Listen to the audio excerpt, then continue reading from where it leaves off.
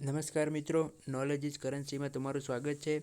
હું છું ભરત ચૌધરી અને આ વિડીયોમાં આપણે જે ઇન્ડિયન પોસ્ટની જે ભરતી આવી છે તો આપણે આમાં કેવી રીતે ફોર્મ ભરશું એના વિશે ચર્ચા કરીશું.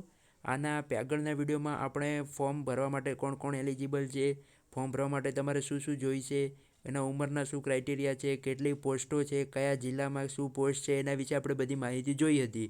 હવે આ વિડીયોમાં આપણે જોઈશું કે ફોર્મ કેવી રીતે ભરવાનું છે. તો જો ફર્સ્ટ ઓફ ઓલ તમને અહીંયા 3 પ્રોસેસ અહીંયા આપેલી છે કે ભાઈ સૌથી પહેલાં તમારે રજિસ્ટ્રેશન કરાવવાનું રહેશે, પછી તમારે ફીસ ભરવાની રહેશે અને પછી અપ્લાય ઓનલાઈન કરવાનું રહેશે. 3 સ્ટેપ છે ટોટલ. તો જો રજિસ્ટ્રેશન કરવો બધાને કમ્પલસરી છે. ફી માટે અનરિઝર્વ એટલે કે general category, SCBC OBC category અને ઈડબ્લ્યુએસ કેટેગરી એમના મેલ પુરુષ હોય એટલે કે પુરુષોને જ ફીસ ભરવાની છે. કયા કયા? અનરિઝર્વ, ઓબીસી અને ઈડબ્લ્યુએસ. જ્યારે મહિલા હોય એ જનરલ હોય યા ઓબીસી હોય યા ઈડબ્લ્યુએસ, મહિલા કાં તો એસસી કે એસટી એમને કોઈને ફી ભરવાની નથી. અને મેલ એસસી અને એસટીને પણ ફી ભરવાની નથી. અને જો તમે અનરિઝર્વ અથવા ઓબીસી અથવા ઈડબ્લ્યુએસમાં આવતા હો તો તમારે આઈ થિંક 100 કે 112 રૂપિયા તમારે આની ફીસ ભરવાની છે. પછી ફી ભરાઈ ગયા પછી તમારું અપ્લાય ઓનલાઈન ઉપર તમારે આગળની પ્રોસેસ કરવાની છે. એ કેવી પ્રોસેસ છે એની વિશે આપણે અત્યારે આખું બધું જોઈશું. તો જો ફર્સ્ટ ઓફ ઓલ આપણે શરૂઆત કરીએ છીએ રજિસ્ટ્રેશનથી. તો સૌથી પહેલાં હું રજિસ્ટ્રેશન ઉપર ક્લિક કરું છું. પછી રજિસ્ટ્રેશનમાં તમારે અહીંયા સૌથી પહેલાં આ ધ્યાન રાખવાનું છે મેઇન બાબત, જે હું તમને બતાવી દઉં છું કે જો રજિસ્ટ્રેશનમાં અહીંયા લખેલું છે કે એપ્લિકન્ટનું નામ લખો. તો એ તમારે અહીંયા નામ લખવાનું છે, પણ મિત્રો ધ્યાન રાખજો કે નામ છે એ તમારે as per the 10th marksheet તમારે નામ લખવાનું છે.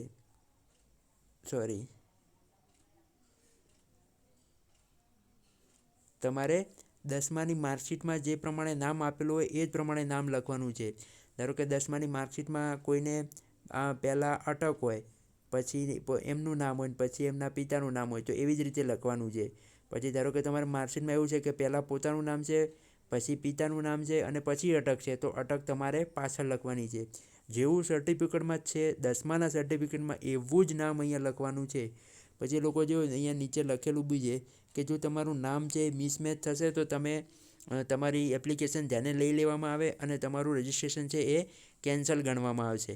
સો મિત્રો ધ્યાન રાખજો કે તમે નામ લખો તો એ 10માના સર્ટિફિકેટ મુજબ જ લખવાનું છે. આ ધ્યાન રાખજો મેઇન બાબત.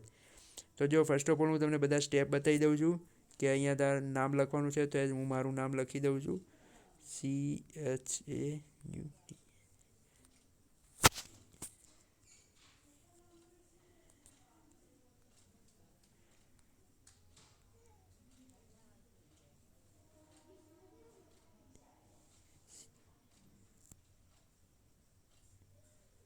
સોરી મેં અહીંયા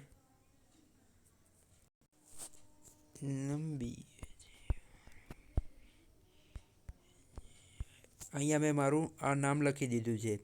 પછી અહીંયા શું આપણને માંગે છે કે ફાધર્સનું નામ લખવાનું છે. તો હું અહીંયા ફાધર્સનું નામ લખી દઉં છું. જો તમારે ફૂલ નામ અહીંયા હોય, જેવી રીતે કે મારા સર્ટિફિકેટમાં મારું ફૂલ નામ આ છે, તો પછી અહીંયા પૂરેપૂરું જ નામ લખી દેવાનું.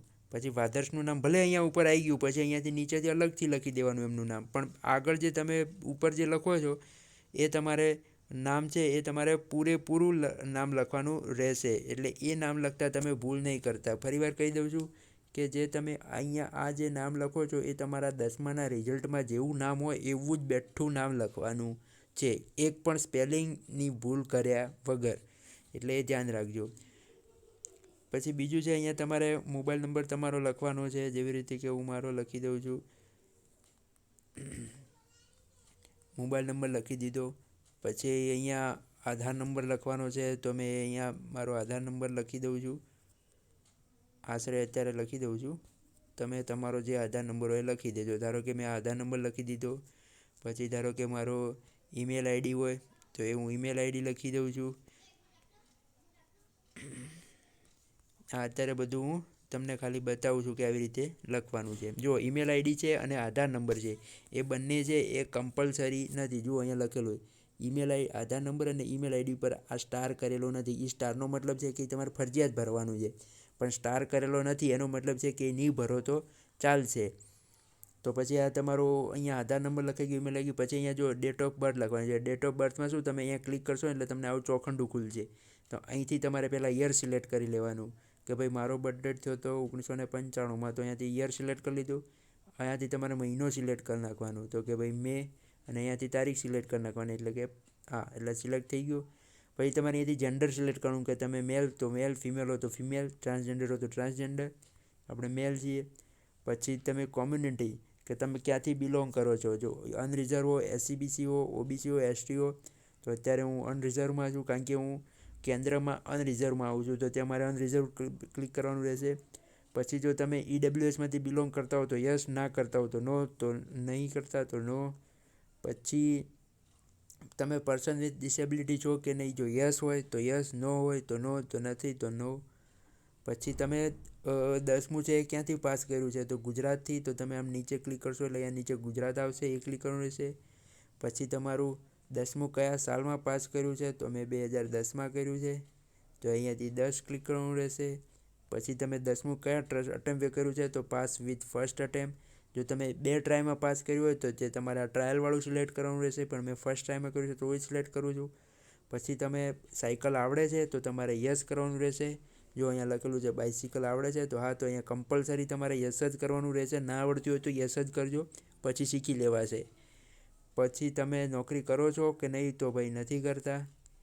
પછી તમારે અહીંયા આ બોક્સમાં તમારે જે અહીંયા નંબર લખાય છે એ લખવાના છે. જો 46 464 FR એ અહીંયા લખવાના છે.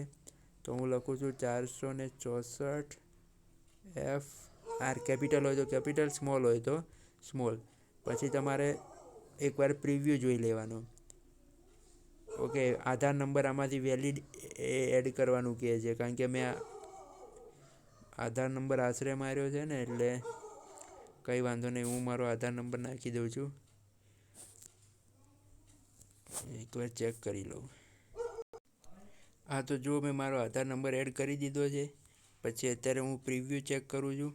તો જો પ્રિવ્યૂમાં તમને એવું બતાવશે કે ભાઈ તમારું નામ આ છે, તમારા ફાધરનું નામ આ છે, પછી તમારો મોબાઈલ નંબર આ છે, આધાર નંબર છે, આ તમારું ઈમેલ આઈડી છે, આ તમારી બર્થડેટ છે, તમે મેલ છો, કઈ કેટેગરીમાં આવો છો, પછી તમે ઈડબ્લ્યુએસમાં આવો છો કે નહીં, ડિસેબિલિટી સાથે છો કે નહીં, ક્યાંથી તમે પાસમું કર્યું, 10મું પાસ કર્યું છે, પછી કયા સાલમાં 10મું પાસ કર્યું છે, પછી એક ટ્રાયમાં કર્યું છે કે વધારે ટ્રાયમાં કર્યું છે, પછી તમને સાયકલ આવડે છે, પછી તમે નોકરી કરો છો કે નહીં, આ બધું ચેક કરી લેવાનું. બધું ઓકે હોય તો જ ઓકે કરવાનું, ના હોય ઓકે તો પછી ફરી અહીંયા ઓકે કરીને જે ચેન્જીસ હોય અહીંયા ફરી ચેન્જીસ કરી દેવાના. એટલે જો એકવાર ચેન્જીસ અત્યારે કરી શકશો, પણ પછી એકવાર જો તમે સબમિટ કરી દીધું તો પછી ચેન્જીસ કરી શકશો નહીં. પછી તમારે છે ને અહીંયા જે આ 2 ખાના દેખાય છે એમાં તમારે ક્લિક કરવાનું રહેશે. જો હું ફરી એકવાર કરી દઉં છું. આ 2 જે ખાના છે, તો જો હમણાં હું એમાં ક્લિક કરી દઉં છું. તો આ બંનેમાં ક્લિક કરી અને પછી તમારે આ સબમિટ બટન ઉપર ક્લિક કરવાનું રહેશે, એટલે તમારું રજિસ્ટ્રેશન થઈ જશે અને તમને તમારા મોબાઈલ નંબર ઉપર એક આઈડી મળશે, રજિસ્ટ્રેશન આઈડી. પછી એ રજિસ્ટ્રેશન આઈડીથી તમારે લોગિન કરવાનું રહેશે. અને જ્યારે બી તમે આ પહેલાં કરો છો એટલે અહીંયા જેવું સબમિટ બટન ઉપર ક્લિક કરશો એટલે તમને એક ઓટીપી આવશે. એ તમારે ઓટીપી પહેલાં નાખવાનો રહેશે. એ ઓટીપી નાખશો એટલે તમારું પછી રજિસ્ટ્રેશન કન્ફર્મ થશે. તો એ આપણે નેક્સ્ટમાં જોઈશું.